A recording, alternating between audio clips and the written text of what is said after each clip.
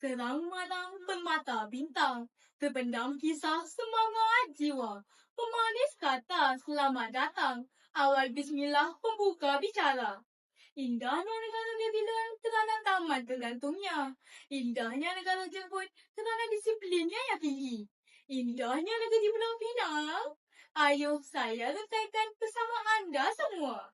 Terima kasih Tuan Pengerusi Majlis, barisan panel hakim yang arif lagi bijaksana, penjaga masyarakat tertib, guru-guru yang dihormati, secara kelakar yang saya kasihi sekalian. Pada hari yang berbahaya ini, saya akan menyampaikan sebuah pidato berkenaan subtema pilihan saya yang bertajuk Mengimbangi Pembangunan Penang Termampai. Para hadirin yang dimuliakan sekalian, aspirasi Penang 2030 memfokuskan kepada kelestarian, pendekatan ekonomi sara hidup dan pemeliharaan alam sekitar. Usaha ini dapat tercapai melalui pelbagai pendekatan utama di bawah pelan Rancangan Struktur Negeri Pulau Pinang 2030, antaranya pemekasaan ekonomi dan modernisasi. Salah satu usaha ini ialah pembinaan rangkaian logistik global, terutama yang di kawasan hub seperti Batu Kawai.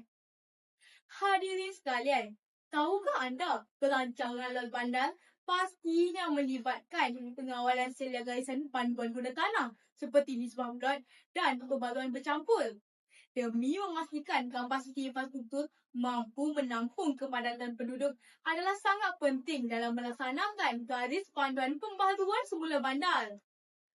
Perancangan lalu bandar yang berkesan bukanlah sekadar pengawalan guna tanah, malah memastikan setiap komuniti mempunyai akses yang seimbang kepada kemudahan asas seperti sekolah, pusat kesihatan, jaringan pengangkutan awam dan peluang pekerjaan. Jelaslah bahawa dengan perancangan yang holistik, kita mampu melahirkan masyarakat yang berilmu, berkemahiran dan berdaya tahan dalam menghadapi cabaran masa hadapan.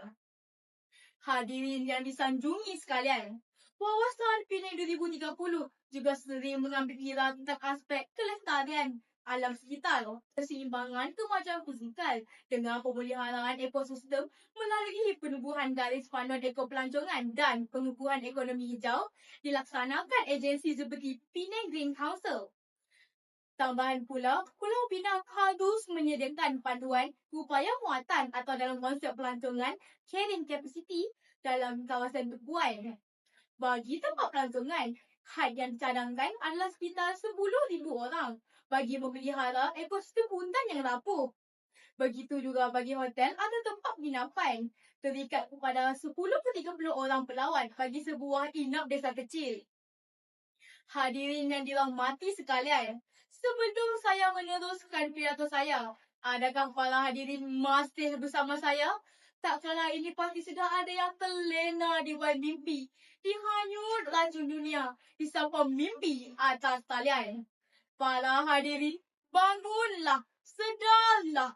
Jika dengan permainan tidur pun kita sudah tumpas, bagaimana pula dengan permainan dunia?